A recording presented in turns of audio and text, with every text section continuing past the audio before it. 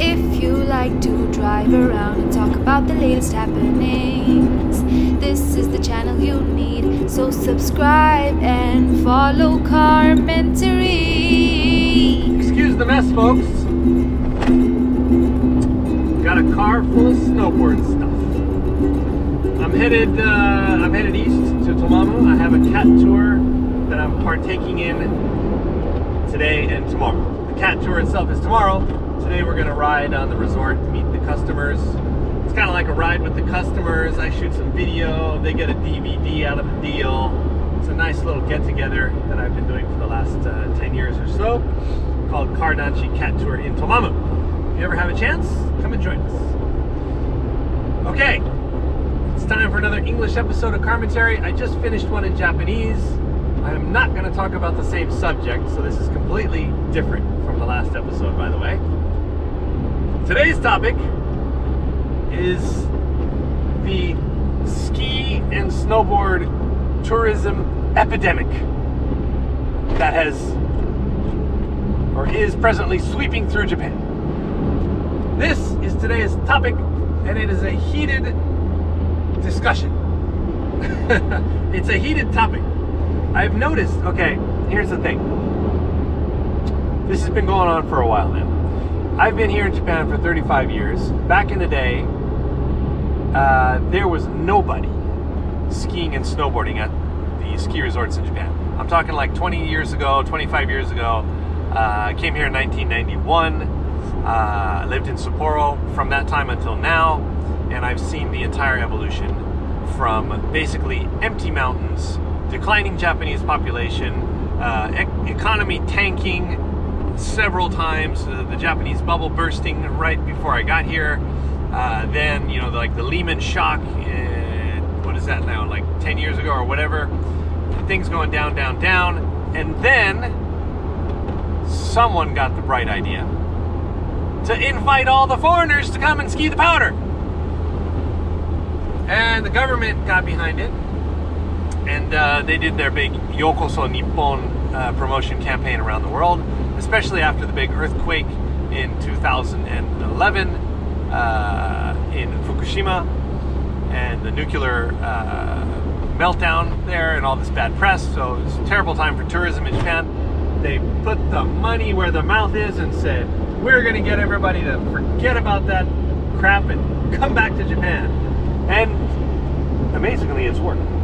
So right now we have a situation where all the marketing and promotion people in the government around the country are working their butts off to get the word out about all these little towns and mountains and resorts and hot springs and restaurants and you name it.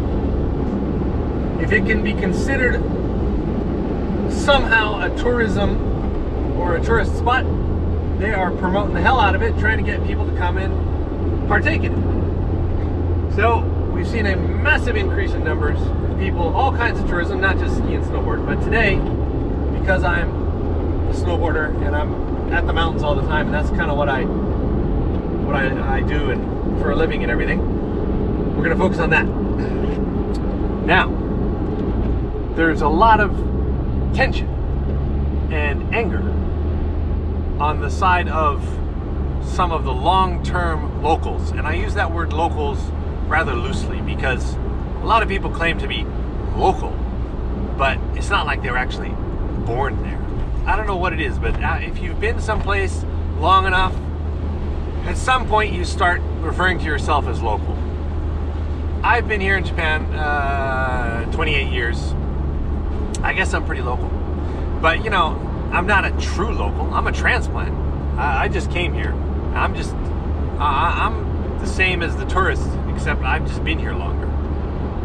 Anyway, I'm getting sidetracked. So there's a lot of locals and pseudo-locals who experienced the mountains when there were less people, so it was less crowded. And when I mean less crowded, it especially affects people when they stand in lift lines or gondola lines. And just recently I've been seeing a bit of stuff on social media.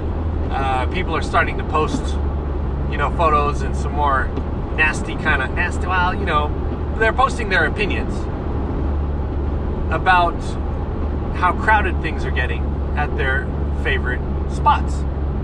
Understandably so. Now, the thing is, it's not all ski and snowboard tourists. A lot of the people who are getting on these gondolas, especially gondolas, lifts, you have to have something on your foot, a pair of skis or a snowboard, in order to ride a lift. That's the law in Japan. But a gondola can be used for just general tourism purposes. People can go up to the top of a mountain, eat a donut up there, take a couple pictures, and then ride it back down. So at several spots, I'm sure there's many spots around Japan, the tourism promotion boards have been, not only promoting the skiing and snowboarding, but promoting the general winter view. So you get a lot of people coming who are riding the gondolas just to go take some pictures. And I think this is kind of angering some of the long-term locals also, because, if you see someone with skis or snowboards, you're kind of like, okay, well, you're like me. You want to go snowboard or ski, and I kind of understand where you're coming from. So, all right, we're all in this together. But when you got some people, you got like this group of like 20 people who have nothing in their hand. No, they're not going up to ski. They're like, oh man, these tourists, man, they're taking up our gondola spots. They don't use any of the powder. So in that sense, I think it's kind of good, because if you're out to the powder skiing, the less people coming to ride the powder, the better. So it's almost like it would be better if it was 80% people coming up to take pictures and 20% going to ski and snowboard. But one example of this sort of tension I've seen, and I'm personally involved in this, so that's why I bring it up, is Aomori, the prefecture at the very top of the main island of Japan. Famous mountain called Hakoda. And they have a gondola there. It's kind of old now. It might be like 50 people or 70 people per gondola. It's not a lot. It's not one of these like 150 people gondolas. So it's rather small. And I believe it takes like 12 minutes to the top. I think on busy days they just send them out right after the other, but it's like once every 15 minutes at the most. And this year apparently there's like 2 to 3 hour waits to get on the gondola. Now we saw that happen here in Hokkaido, in Asahidake. Asahidake, also famous mountain. Only way to get to the top is the gondola. There is no lift at Asahidake. In Aomori and Hakoda, there is a small lift that gets you a short way up, but to get to the top, you have to take the gondola. So it's a similar kind of situation. So everybody's stuck in that same rut. You got to take the gondola. You don't have any choice. Now I say I was personally involved because last year I was hired by the Japan Tourism Promotion Board to go to the Tohoku area. And we went to Hakoda and we took Cody Townsend, a skier, very famous skier, and we filmed there for like a week. And then we went down to Fukushima and we filmed there for a week. And we made this big video. It was like a commercial on CNN. It's all over the web. Cody Townsend was, obviously he was part of the program and was paid to do his part on social media and promoting it. And I'm not saying that single project alone is responsible for the massive increase of people coming this year, but it's certainly part of it. There are other promotions and ongoing things, and there's pamphlets and there's websites, and the government is just like pumping out so much of this stuff. It's incredible. So obviously it's going to bring people. People see this stuff, it makes them want to go. So I and the other people involved have all done our jobs well, done our jobs good enough that it makes people want to come. But as I'm saying, we have this problem that once all these people come, things get really crowded. There becomes this tension. The people who enjoyed it for what it was up until now are not happy anymore. You're creating this big sort of stew of kind of, I don't know what a good word is, but it's not great.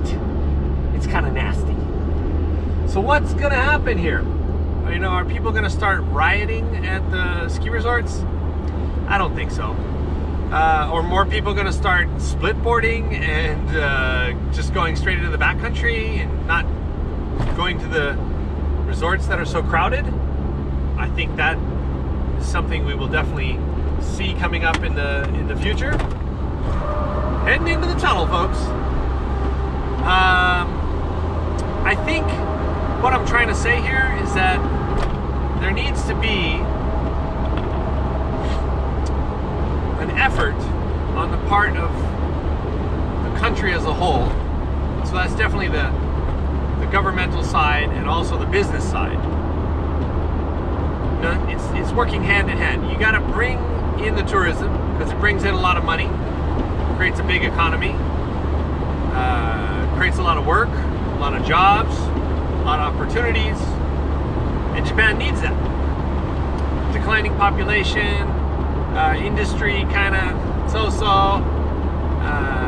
Really the only thing that is booming or is on the up right now is the tourism. So you obviously want to increase that.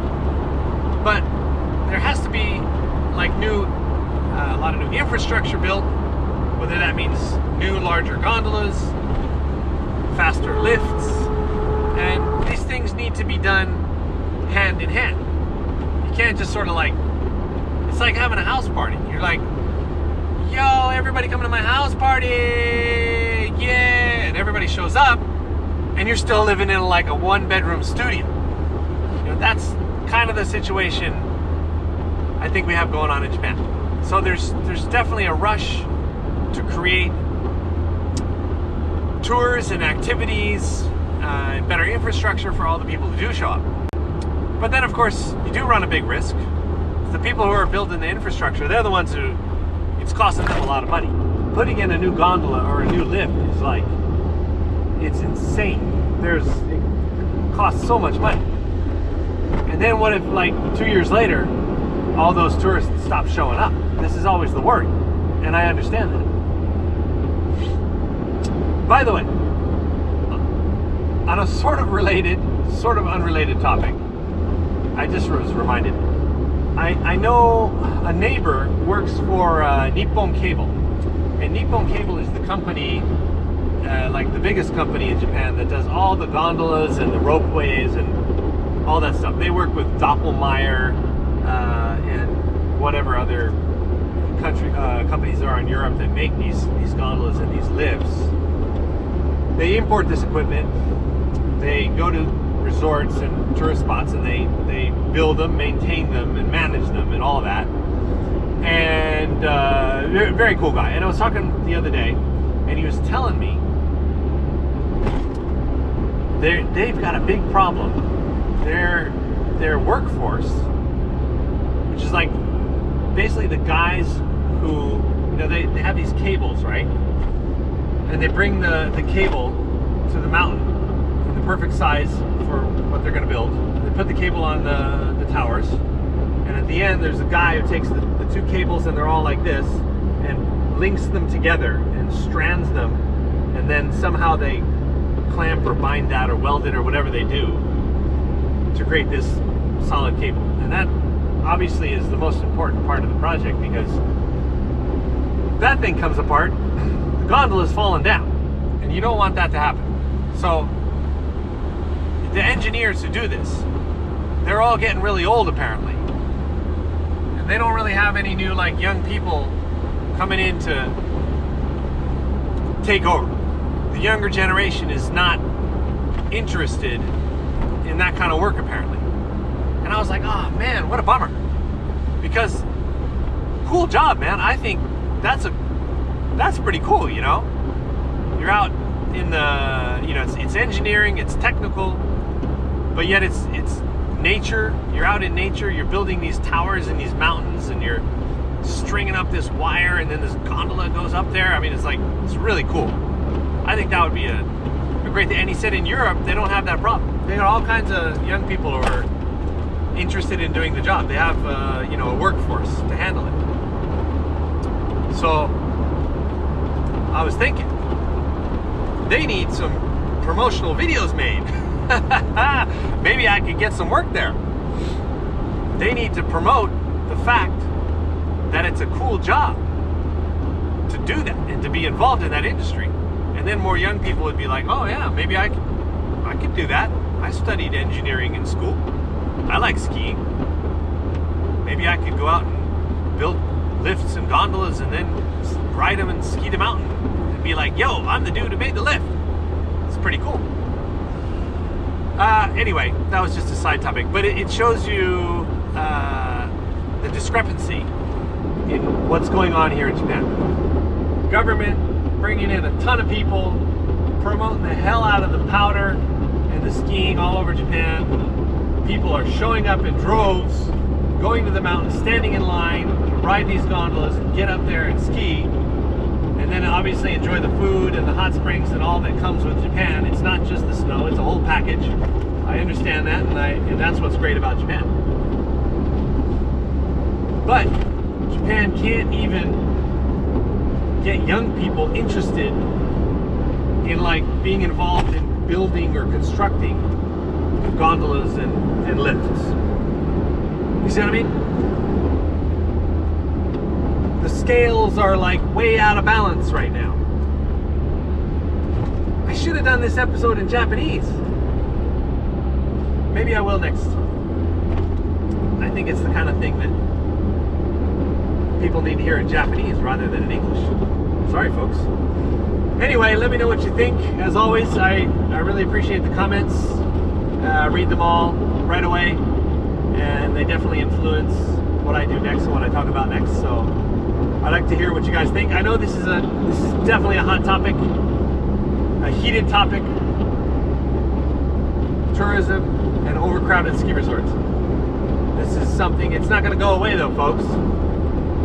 It's only going to get worse before it gets better. That's my final opinion on the matter, because you know, we got the Olympics next year, we got Rugby World Cup this year in Japan, we got Olympics next year in Tokyo.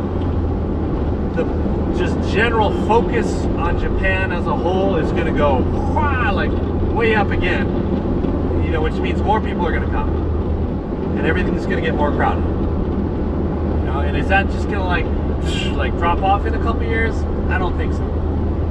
I think Japan is truly an amazing place. The hospitality, the overall experience is just outrageous, and once people get a taste for that, they keep coming back. They become sort of experts, and they start doing their own thing, learn how to travel more, not just follow what all the pamphlets and websites say. So, you know, I think it's here for the long term. So we got to make good progress so that everybody, the people who come and also the people who live here, can be happy. Did I end on a positive note? I hope so. All right. What a beautiful day. All right, I think I'll wrap this up before I head into the next tunnel. Thanks for watching, folks. That was Carmentary. See you next time. This is the channel you need, so subscribe and follow Carmentary.